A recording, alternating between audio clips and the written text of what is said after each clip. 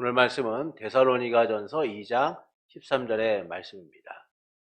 이러므로 우리가 하나님께 끊임없이 감사함은 너희가 우리에게 들은 바 하나님의 말씀을 받을 때에 사람의 말로 받지 아니하고 하나님의 말씀으로 받음이니 진실로 그러하도다. 이 말씀이 또한 너희 믿는 자 가운데서 역사하느니라. 아멘. 지난주에 우리는 성경에 대해서 말씀을 나누었습니다. 웨스트민스터 신앙고백서가 시작하면서 갖고 있는 두 기둥이 있다라고 말씀을 드렸죠. 그것은 하나님의 주권과 그리고 하나님을 아는 지식, 성경에 대한 내용이다라고 말씀을 드렸습니다.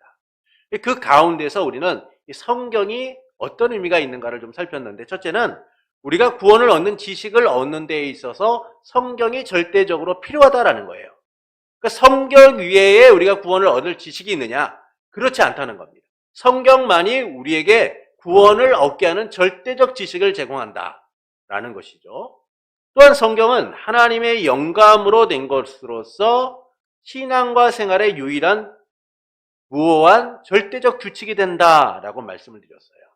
그러니까 하나님의 영감으로 되었다라는 것은 이 성경이 하나님의 자기 계심을 우리에게 알려주면서 우리가 신앙과 삶의 기준으로 삼아야 될 것이 무엇인가? 그것은 오류가 없는 하나님의 말씀이다라는 것. 세 번째는 성경 외에 외경이라고 불리는 책들은 인간의 저작물과 크게 다르지 않다라는 것이죠.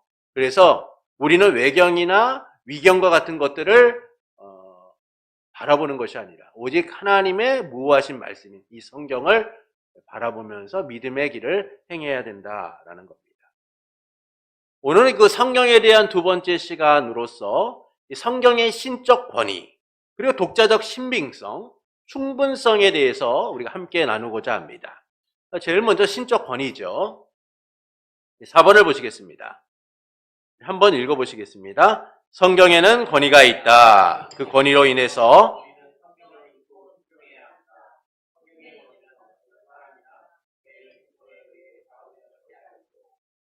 저자이시오 진리 자체이신 하나님께 전적으로 달려있다. 그러므로 우리가 성경의 권위를 받아들여야 하는 것은 그것이 하나님의 말씀이기 때문이다. 성경에는 신적 권위가 있다라고 말씀을 하고 있어요. 왜 신적 권위가 있느냐? 저자이신 진리 되신 하나님 때문이다라고 말씀해주고 있는 겁니다. 그래서 성경은 하나님께 전적으로 의존해야 된다라고 우리에게 가르쳐주고 있는 것이죠.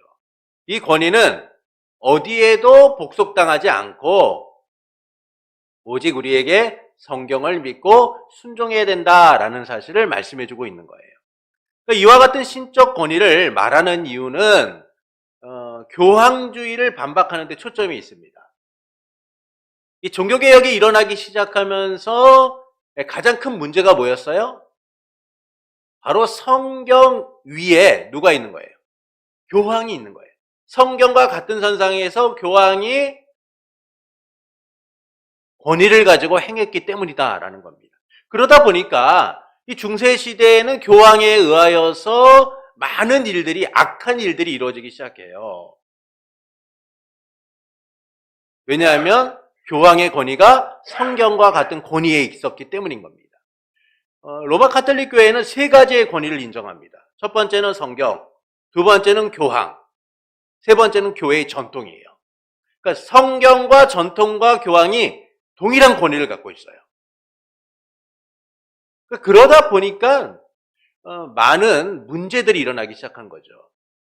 교회의 잘못된 전통이 마치 성경의 권위와 같은 힘을 갖고 있는 것처럼 여겨지고 악행들이 자연스럽게 이루어지게 된 거예요. 그 대표적인 게 면죄부라든지 이와 같은 것. 아주 유명한 그 부흥사가 있었는데 테젤이라는 사람이에요. 이 사람이 면죄부를 팔아가지고 아주 교회, 당시 그 로마 교회의 부를 갖다가 잘 쌓았던 사람입니다. 이 사람이 그 얘기를 하는 거예요. 당신의 동전소리가 쨍그랑하는 순간 연옥에 있던 당신의 조상이 면죄를 받습니다. 용서함을 받아서 천국에 이르게 됩니다. 이야기를 듣는 순간 그들의 마음이 어떻겠어요? 아, 내가 드리는 헌금이 내 조상을 구원할 수도 있겠구나. 자기뿐만 아니라 조상도 구원한다라는 얘기를 듣고 그들은 무리하면서까지 이 면죄부를 사는 일에 몸바치게 됩니다. 그러니까 이런 사회적 문화 속에서 잘못된 문제 속에서 이 웨스트민스터 신앙 고백서는 이와 같은 교황주의를 통하여 일어났던 악에 대하여 차단하면서 진정한 권위는 어디로부터 오느냐?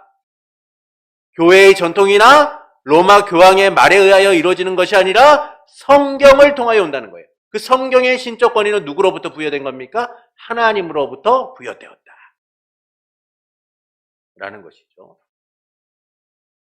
지금도 천주교는 로마 카톨릭은 이 교황의 말과 전통을 성경과 같은 선상에서 바라봅니다.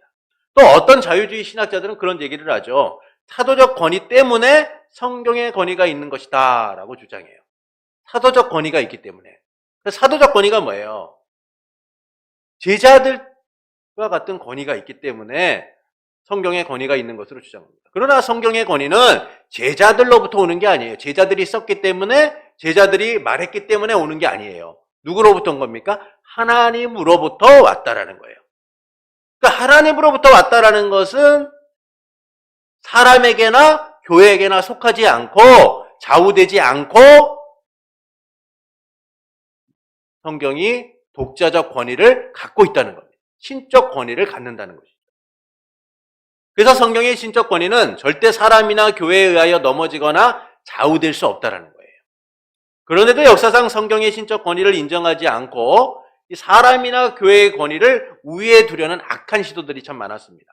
그러니까 앞서 말씀드렸다시피 로마 카톨릭 같은 경우에는 성경의 권위와 교황과 교회의 전통을 같은 선상에서 뒀어요. 그래서 성경의 신적 권위를 약화시키는 일들이 일어납니다.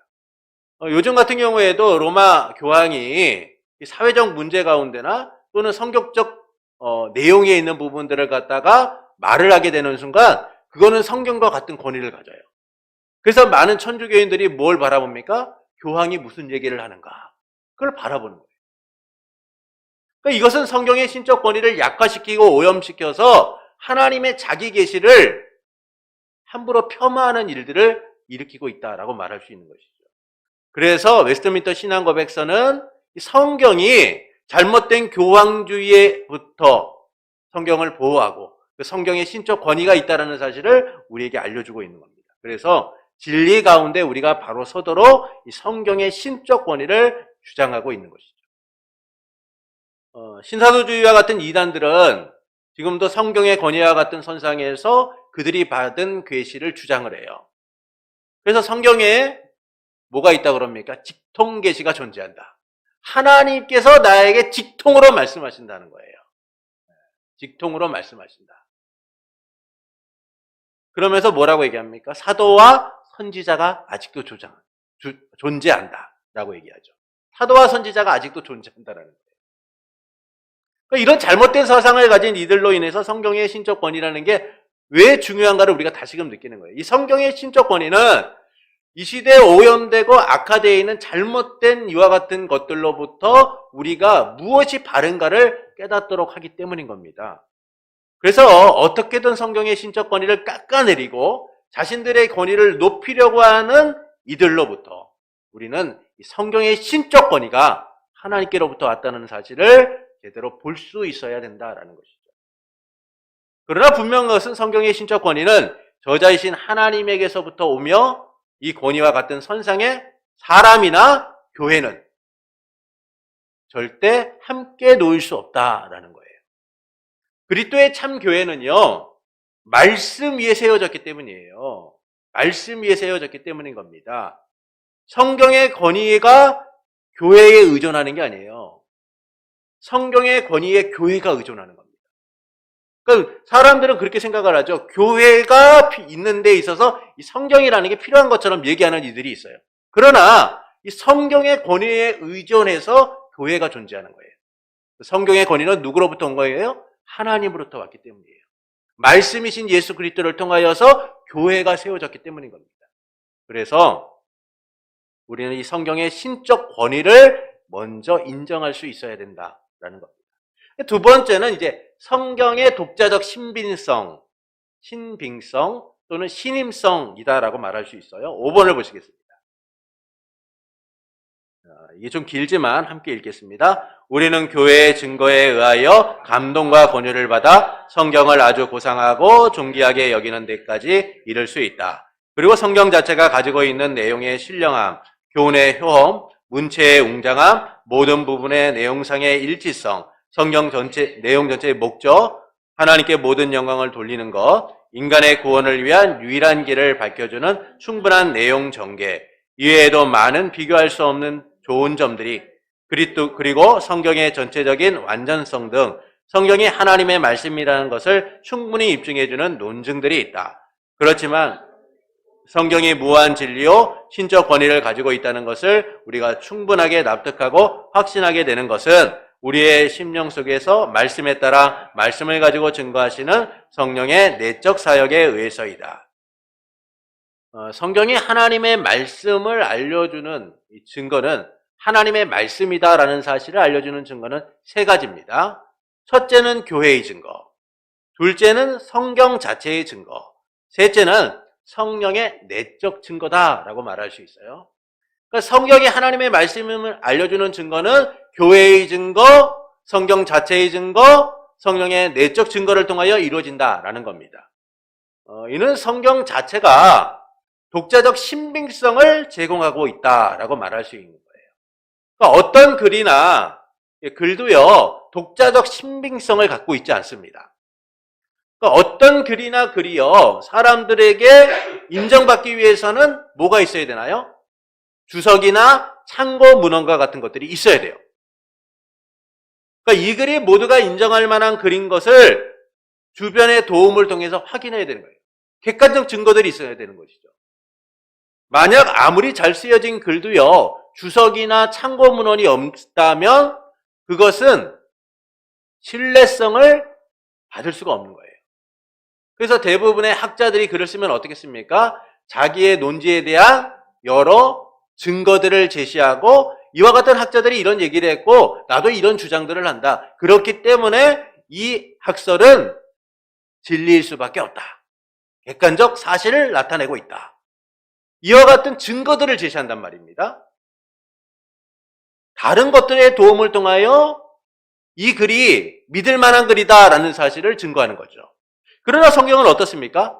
독자적 신빙성을 갖고 있는 거예요. 신임성을 갖고 있는 겁니다. 그러니까 그것은 뭐냐면 성경이 스스로 증명하고 있다는 거예요. 성경이 스스로 증명하고 있다. 특히 성령의 내적 사역을 통해서 성경은 하나님의 말씀임을 증명하게 됩니다. 그래서 성경에 있어서 성령의 내적 사역은 매우 중요한 의미를 갖고 있다라고 말할 수가 있죠. 성경은 1500년간 약 40명 정도의 저자에 의하여 쓰여지게 됩니다. 뭐 35명이다라고 말하는 사람도 있고 뭐 그 이상이 된다라고 말하는 사람들도 있지만 대체적으로 약 40명 정도가 1500년의 기간에 걸쳐서 쓰여졌어요. 그런데 놀라운 사실은 1500년 동안 약 40명의 저자에 의하여 쓰여졌음에도 불구하고 이 성경이 갖고 있는 통일성이 일치하고 있다는 것이죠. 우리가 볼 때에는 뭐 그럴 수도 있겠지 이렇게 생각을 하겠지만 여러분 쉬운 설명을 들자면 만약에 제가 임재진 집사님에게 말을 했어요. 이거 이렇게 해주십시오 라고 했는데 임재진 집사님이 계속 다른 분에게 또 전했어요. 또 다른 분이 다른 분에게 전한 거죠. 내용은 이거예요. 제가 감기가 걸려서 좀 쉬어야 될 것 같습니다. 근데 임재진 집사님을 통해서 다른 분들에게 전해지면서 마지막에 듣는 분은 어떻게 하냐면 우리 목사님이 죽을 병이 걸려서 이제 목회를 못 하실 수도 있대. 이렇게 변질이 된다는 거예요. 여러분 사람과 사람의 말이요. 객관적 진실만을 온전히 전할 수 있는데 그렇지 않아요. 전달의 과정을 통하여 오염되고 왜곡되기도 하죠. 글도 마찬가지입니다. 똑같은 사람이 글을 써도 그 글이 일치성을 갖는다는 것이 쉬운 일이 아니에요. 하물며 각각의 다른 사람이 시대와 공간과 환경이 다른 상황에서 글을 썼다. 이것이 통일성을 갖는다는 것은 매우 어려운 일이고 불가능한 일이에요. 같이 모여놓고 쓰라고 해도 제대로 쓰지 못해요. 그만큼 어려운 일인데 이 일이 가능하게 되었다는 거예요. 그건 뭐냐면 성령의 역사하심을 통하여 이루어지게 되었다라는 사실을 우리에게 알려주고 있는 거죠. 또한 성경을 하나님의 말씀으로 믿고 구원에 이르려고 한다면 이와 같은 성령의 내적 사역이 우리 가운데 나타나야 되는 거예요. 그 성령에 의해서만 우리가 성경을 받아들이게 되고 그 권위를 인정하게 되는 거예요. 이처럼 성령의 내적 사역을 통해서 우리는 성경이 오류가 없는 하나님의 말씀이다라는 사실을 인정하게 되고 확신하게 되고 진리로서 받아들이게 되는 거죠. 그때 어떤 일이 일어나냐? 성경의 신적 권위를 인정하게 되고 하나님의 말씀임을 붙들고 살아가게 되는 거예요. 이 점에서 우리가 산 증인이죠. 우리는 하나님의 말씀을 붙들고 살아가지 않습니까? 그런데 우리가 어떻게 생각합니까? 이 성경을 하나님의 말씀이라고 믿고 살아가고 있잖아요. 근데 처음부터 우리가 그랬느냐? 그렇지 않아요. 성령께서 우리 가운데 그것을 믿도록 하시고 확신 가운데 거하도록 하셨기 때문이에요. 세상 사람들 누구나 한 번쯤은 성경을 보게 됩니다. 믿는 사람이건 믿지 않는 사람의 집이건 꽂혀 있는 게 성경이에요. 어떤 이들은 성경을 보고 하나님의 말씀으로 인정하기도 하고 어떤 이들은 성경을 수십 번, 수백 번을 봐도 아무런 변화가 없는 모습들을 보기도 해요. 이는 성령께서 내적 사역을 통해서 성경을 하나님의 말씀으로 인정하게 하셨느냐에 달려있는 것이죠. 하나님이 택하신 백성이라면 그는 말씀을 통하여 하나님의 말씀임을 인정하게 되고 그것을 받아들이게 돼요. 누가 역사하시는 거예요? 성령님이 역사하시기 때문인 거죠. 이처럼 성령의 내적 사역은 성경을 하나님의 말씀으로 우리가 바르게 받아들이도록 하는 거예요. 그러나 여기서 우리가 주의해야 될 점이 있습니다. 성령의 내적 사역을 성경이나 말씀보다 우선에 두어서는 안 된다는 거예요.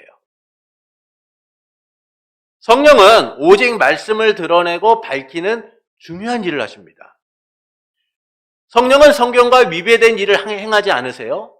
성령은 오히려 성경을 밝히 드러내서 하나님의 말씀이 우리 가운데 온전히 적용되도록 하시는 거죠. 그래서 말씀으로 우리를 인도하시고 말씀을 드러내시고 말씀을 깨달아 확신 가운데 거하도록 하시는 거예요. 그러나 많은 이들이 성령의 잘못된 이해를 통하여서 이 말씀보다 성령의 내적 사역을 우선하는 경우들이 있습니다. 많은 사람이 요즘에 성령 사역이다라는 것에 초점을 맞추는 경우들이 있죠. 그러니까 이와 같은 성령 사역은요, 옛날부터 문제가 되었던 부분들이에요. 12세기의 요아킴이라는 사람이 삼시대론이라는 것을 주장하게 됩니다. 그러니까 삼시대론이 뭐냐 하면은 구약시대는 성부의 시대, 신약시대는 성자의 시대, 지금은 성령의 시대라는 거예요. 그렇기 때문에 우리는 성령에 민감해야 된다는 겁니다. 성령의 역사하심을 온전히 받아들여야 된다는 것이죠. 그러니까 이와 같은 성령의 시대에 대한 잘못된 이해들. 그래서 성령의 내적 사역을 강조하는 사람들이 나타나기 시작해요. 대표적인 사람 중에 하나가 마틴 루터와 함께 공시대에 존재했던 민저라는 사람이 있어요. 토마스 민저가 조금 변형된 성령주의를 내세우게 됩니다. 그의 성령주의는 어떤 게 문제였냐면 하나님의 계시가 성경에 씌어진 말씀에 한정되어 있지 않다라고 얘기했어요. 그러니까 성경에만 하나님의 계시가 있는 게 아니라 성령께서 우리에게 계시하심을 통하여 우리로 하여금 행동하게 하고 우리로 하여금 깨닫게 하고 우리로 하여금 하나님을 알아가도록 한다는 겁니다. 그래서 그는 성령의 권위를 인정하지 않고 성령 중심의 내적 경험을 중시하게 돼요. 반면 루터는 오직 성경 중심으로서 성경의 하나님의 자기 계심을 주장하죠. 이 일로 인하여서 토마스 민저를 따랐던 많은 농민들이 죽임을 당하게 됩니다. 이처럼 성령 사역의 문제는 하나님의 말씀의 권위를 부정하고 때로는 부분적으로 인정하고 성령의 내적 경험을 말씀 위에 두는 일들로 나타나게 돼요. 지금도 그렇지 않습니까?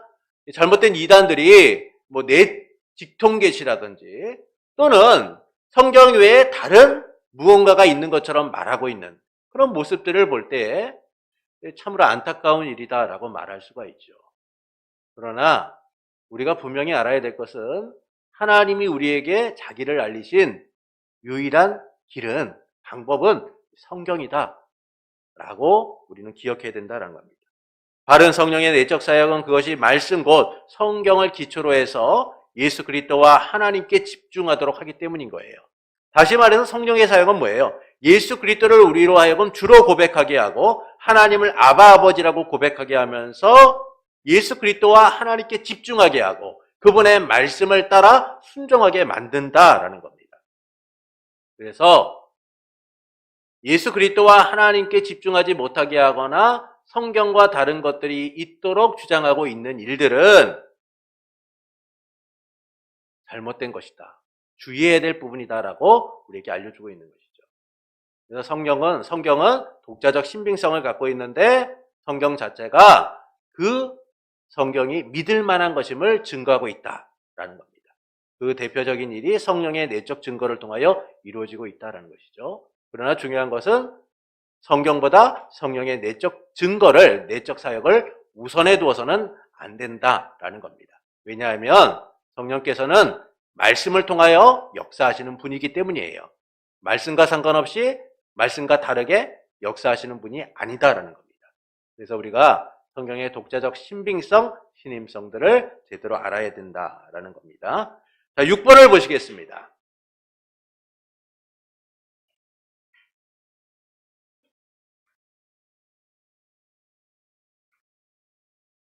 6번 한번 읽어보겠습니다. 하나님 자신의 영광과 인간의 구원.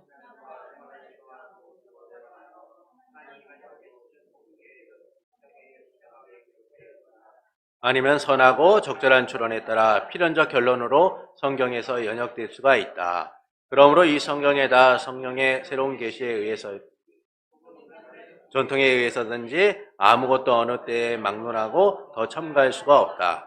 그러나 말씀으로 계시되는 그러한 것들을 구원적으로 이해하는 데는 하나님의 성령의 내적 소명이 필요한 것을 우리는 인정해야 한다. 또한 하나님께 드리는 예배와 인간의 활동이나 단체에서도 찾아볼 수 있는 어떤 격식들이 있다는 것을 인정한다.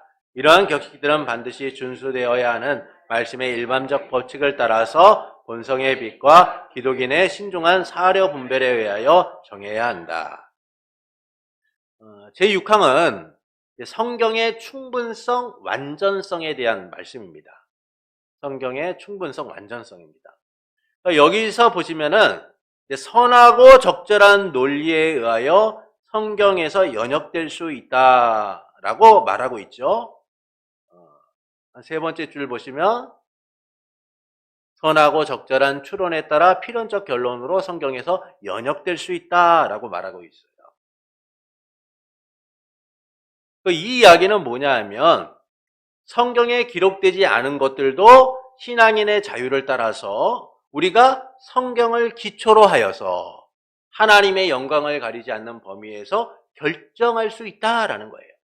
그러니까 성경에는 우리의 구원에 대한 부분들을 자세하게 설명해 주고 있죠. 그러나 그 외에 우리의 삶에 대한 부분들이 설명되지 않은 부분들이 있어요. 그렇다고 한다면 이것들을 우리가 어떻게 판단을 내릴 수 있느냐라는 거예요. 어떻게 판단을 내릴 수 있느냐라는 것이죠. 그 부분에 대해 얘기하는 겁니다. 성경에서 우리가 그 부분들을 추론할 수 있다는 거예요. 어떻게 하나님의 백성으로 살아야 되는가를 알 수 있다는 겁니다. 성경의 기초에서 우리는 하나님의 백성으로 어떻게 살아가야 하는 것이 옳은 것인가를 깨달을 수 있고 필연적 결론을 도출할 수 있고 이것이야말로 하나님의 영광을 위하여 살아가는 삶이고 성경이 말씀하시는 하나님 백성의 삶이구나 라는 사실을 알 수 있게 된다는 거예요. 무엇을 기초로 해서요? 성경을 기초로 해서. 그러니까 예를 들어서 예배 시간이라든지 예배 형식이나 또는 교회의 인테리어 또 우리의 복장에 있어서도 여러 가지 부분에 있어서 성경은 우리에게 기록하고 있지 않습니다. 예배 시간은 몇 시에 드려야 되고 예배 형식은 어때야 되고 교회 인테리어나 우리의 복장은 어때야 되는가. 성경이 구약시대처럼 자세하게 얘기해 줍니까? 그렇지 않잖아요. 그러면 우리는 이것을 어떻게 분별할 수 있느냐라는 것이죠. 성경에 기초하여 그것을 분별하게 되는 거예요. 그 성경의 기초에서 우리가 분별할 때 그 기준이 뭡니까? 성경은 하나님의 백성된 이들이 하나님을 찬송함이 마땅하다라는 거예요. 그 찬송함을 통하여 하나님께 영광을 돌려야 한다는 것이죠. 그렇다고 한다면 우리가 예배의 시간이나 예배의 형식이나 교회의 인테리어나 또는 우리의 복장이나 모든 부분에 있어서 무엇을 기초로 해야 되냐? 하나님의 영광을 위하여 그것을 기준으로 해서 우리가 그것들을 분별하고 정해야 된다라는 사실을 알려주고 있는 거예요. 이처럼 성경이 이야기하지 않는 부분을 우리가 분별할 때에는 항상 이 성경이 기초가 되어서 우리로 하여금 바른 결론을 이루도록 이끌어가고 있다라는 겁니다. 또한 성경은 하나님께 받은 것은 하나님의 영광, 인간의 구원, 신앙생활에 있어서 충분하기 때문에 더 이상 새로운 계시를, 새로운 어떤 것을 더하거나 추가하지 못하도록 그렇게 말씀하고 있어요. 새로운 성령의 계시를 얻으려고 하거나 교회의 새로운 결이나 사람들의 색다른 교훈을 첨가하지 않도록 하고 있다는 거예요. 왜냐하면 성경만으로 충분하기 때문이에요. 이는 성경의 충분성과 완전성에 대한 매우 중요한 의미를 담고 있는 것이죠. 그렇기에 성경 외에 다른 것을 첨가하는 것은 저주를 받을 것이다 라는 것을 우리는 기억해야 돼요. 이와 같은 예를 통해서 우리가 이제 볼 수 있는 게 뭐냐면 통일교의 원리강론이라든지 여러 가지 이단들이 얘기하는 그들의 경전을 우리가 생각할 수 있어요. 통일교의 원리강론은 뭡니까? 성경석 해설서다라고 그들이 얘기해요. 성경의 해설서다. 성경보다 그들은 그 해설서를 더 권위해 두고 그것을 따라야 된다라고 얘기하죠. 이 한 가지만으로도 이단이다라고 말할 수가 있는 거예요. 그 몰몬경이라는 게 있어요. 부제는 그래요. 예수 그리스도의 또 하나의 성약, 약속이다라고 얘기합니다. 19세기에 조셉 스미스라는 사람이 있었는데 이 사람이 어느 날 이 모로나이라는 천사를 만나게 됩니다. 모로나이의 천사를 만나서 계시를 따라서 미국 뉴욕주에 있는 땅을 갖다 파보니까 거기서 뭐가 나오냐면 금판이 나온 거예요. 그래서 이것을 영어로 번역해가지고 사람들에게 전하기 시작합니다. 내용은 그래요. 기원전 6세기경 일부의 히브리인들이 배를 타고 이 아메리카 대륙으로 건너와서 그곳에 정착해서 하나님의 선택받은 백성으로 살게 되었다. 그러면서 성경 외에 하나님이 우리에게 주신 새로운 언약이다, 계시다라고 하면서 이 몰몬경을 그들의 경전으로 여기며 살아요. 그러니까 이처럼 성경 외에 하나님은 다른 것을 주신 바가 없는데 이단들은 새로운 것들을 추가하여서 마치 성경 외에 다른 것이 있는 것처럼 성경에게 부족함이 있는 것처럼 그렇게 주장들을 합니다. 그러나 성경은 우리의 구원을 이루는데 우리의 신앙과 생활을 규칙으로 삼는 데 있어서 충분하고 완전하다라는 것이죠. 이에도 많은 이단들은 성경을 대신하는 계시를 주장하거나 성경을 더 분명하게 해석했다라는 이유로 해설서들을 성경보다 더 권위 위에 두는 그런 이들도 있어요. 그러나 이런 것에 대해서 하나님은 성경 외에 다른 것들이 있을 수 없다라는 사실을 분명하게 말씀해 주죠. 그래서 우리는 항상 이 성경이 우리의 구원을 이루고 우리의 삶에 있어서 충분하고 완전한 것이다라는 사실을 항상 기억하고 살아가야 됩니다. 그리고 마지막 부분에 보면 이렇게 말씀하죠. 또한 하나님께 드리는 예배와 교회 정치에 관하여는 인간적 활동이나 단체에서도 찾아볼 수 없는 어떠한 격식이 있다는 것을 인정해야 된다. 교회의 일이라든지 예배 순서, 행정 등에 있어서 바른 격식들이 필요하다라는 겁니다. 성경은 이에 대하여 말씀하지 않아요. 그래서 어떤 이들은 이 자유라는 명분으로 아무렇지 않게 행동하는 이들도 있죠. 그러나 이 성경이 우리에게 말씀해주는 예배의 핵심은 뭡니까? 하나님을 위한 거예요. 하나님을 위한 거. 내가 중심이 아니라 하나님이 중심이 되어서 예배의 격식이라든지 형식이라든지 이와 같은 것들이 존재해야 된다라는 사실을 우리에게 알려주고 있어요. 그래서 예배에는요, 내 자유가 없어요. 내 자유가 없는 거예요. 하나님께서 그분이 정한 법에 따라 예배하지 않는 것을 항상 심판하셨습니다. 구약 성경에 보면은 이제 하나님께서 예배에 대한 형식들, 당시 제사에 대한 형식들을 얘기하시면서 뭐라고 말씀하시냐 하면은 하나님이 가르쳐 주신 법을 따라 행하지 않는 자들에게는 심판이 임할 것에 대하여 말씀하십니다. 출애굽기라든지 레위기에 보면 그런 내용들이 자세히 나오죠. 결국 예배는 하나님이 중심이 되어서 하나님이 원하시는 대로, 하나님이 뜻하시는 대로 드려져야 된다는 거예요. 왜냐하면 성경이 그 기준이 되고 있기 때문인 겁니다. 그러나 우리의 예배는 어떻습니까? 그리스도 안에서 우리의 예배가 더 자유롭게 되었지만 이 자유는 우리가 아니라 하나님께 초점이 맞춰져야 된다는 사실을 우리는 다시금 기억해야 돼요. 그래서 우리의 예배는 하나님께 최고의 격식으로 드릴 수 있어야 된다라는 겁니다. 예배의 순서를 맡은 자나 예배에 참여하는 모두가 말씀의 기초로 하여서 하나님이 받으실 만한 예배가 되어야 되는 거예요. 하나님이 온전히 받으실 산 제물로서 드려져야 하는 겁니다. 내 자유가 묶이고 오직 하나님의 뜻과 영광만이 서도록 바쳐져야 하는 것이죠. 그래서 우리는 모든 면에 있어서 성경이 말씀하지 않아도 그 말씀의 일반 법칙을 따라서 양심과 신중한 사려 분별에 의하여 그 일들을 정해갈 수 있어야 되는 거예요. 성경을 기초로 해서 어떻게 예배할 것인가? 성경을 기초로 해서 우리는 어떤 마음으로 나아갈 것인가? 성경을 기초로 해서 우리의 삶은 어떻게 드려져야 하는가? 이런 부분들을 고민해야 된다는 겁니다. 왜냐하면 성경이 우리에게 하나님을 아는 충분함과 완전성으로 나타나고 있기 때문이에요. 우리가 어떻게 살아가야 하는가에 대하여 분명하게 말씀해주고 있기 때문인 겁니다. 그래서 우리는 항상 이 성경을 기준으로 해서 하나님께 우리의 삶에 온전히 드려질 수 있도록 해야 된다라는 것이죠. 그러나 안타깝게도 오늘날 우리는 이 성경을 하나님의 말씀, 그냥 문자적 말씀으로만 생각하고 살아갈 때가 참 많아요. 정말 이 하나님의 말씀이 우리에게 젖과 꿀이 흐르는 우리의 영을 채워주는 생명의 양식이라는 생각을 갖지 못합니다. 그러다 보니까 말씀과 상관없이 살아갈 때가 참 많죠. 말씀과 무관한 삶, 말씀과 동떨어진 삶을 살아갈 때가 많아요. 이스라엘 백성이 출애굽을 마치고 가나안 땅으로 들어가게 될 때 하나님이 그들에게 만나를 끊으시면서 뭐라고 말씀하시나요? 너희가 떡으로만 살 것이 아니라 하나님의 입에서 나오시는 모든 말씀으로 살 수 있다라고 말하죠. 결국 성도는 하나님의 자기 계신 성경을 통하여 살아갈 수 있는 거예요. 하나님의 자기 계신 성경을 통하여 영의 양식을 공급받고 우리의 삶의 기준이 무엇이고 어떻게 살아가야 하는가를 분별하고 살아가게 됩니다. 그래서 우리는 성경의 신적 권위와 독자적 신임성, 충분성을 항상 기억하면서 하나님의 말씀을 붙들고 살아가는 이들이 되어야 돼요. 하나님의 말씀을 매일 먹고 하나님의 말씀으로 통하여 그것이 우리의 삶에 적용되도록 살아가야 됩니다.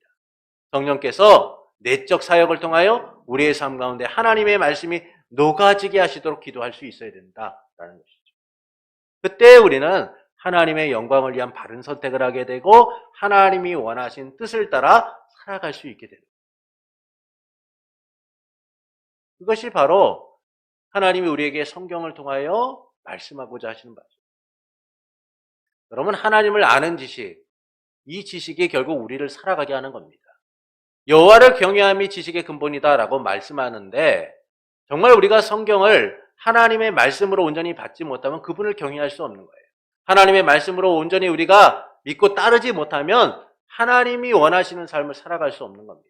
그래서 항상 하나님의 말씀을 붙들고 살아가는 일, 그 말씀이 우리의 삶의 전부가 되는 일들을 위하여 우리는 말씀을 붙잡는 이들이 되어야 하는 것이죠.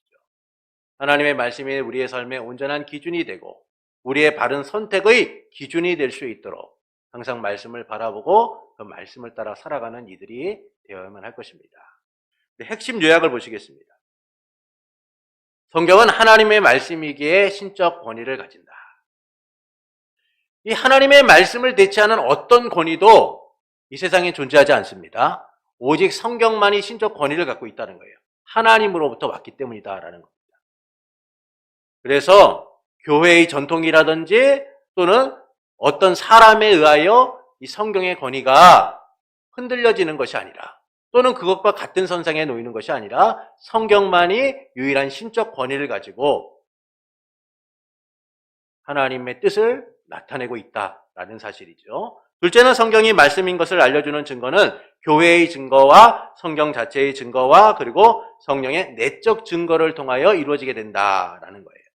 특히 성령의 내적 증거는 성경의 무호성과 신적 권위를 확신하게 합니다. 그래서 우리가 성령의 내적 사역을 통하여 하나님의 말씀으로 받음을 인정하게 되고 확신하게 되며 살아가는 거죠. 아, 이 말씀이 진짜 하나님의 말씀이구나 라는 사실을 깨달아 알게 되는 겁니다. 마지막으로 성경은 구원과 영생을 얻는 지식이나 신앙과 생활을 위해 알아야 할 모든 것을 충분하고 확실히 제공한다. 어떤 분들은 그런 얘기를 하더라고요. 성경이 말씀하지 않는데 성경에서 뭐 어떻게 하라고 우리 삶에 대하여 이야기하지 않는데 굳이 뭐 성경에 빗대서 얘기할 필요가 있느냐 그렇게 얘기하시는 분들도 있어요. 그러나 항상 우리의 삶은 성경을 기초로 해서 분별되어야 된다라는 사실을 우리가 항상 기억해야 됩니다. 왜냐하면 성경이 충분하고 완전하기 때문인 거죠. 그래서 이 모든 것을 충분하고 확실히 제공하는 성경을 통하여 우리는 어떻게 살아가야 할 것인가를 바르게 분별할 수 있는 자들이 되어야 할 것입니다. 이처럼 우리는 성경의 이 세 가지를 함께 나누었습니다. 신적 권위와 독자적 신임성, 그리고 성경의 충분성에 대하여 함께 나누었습니다. 이를 기억하시면서 하나님의 말씀을 붙들고 살아가는 한 주가 되시길 바라고 일평생 하나님의 말씀을 먹고 자람을 통하여 하나님 백성다운 삶을 살아가는 복된 성도가 되기를 예수님의 이름으로 축원합니다.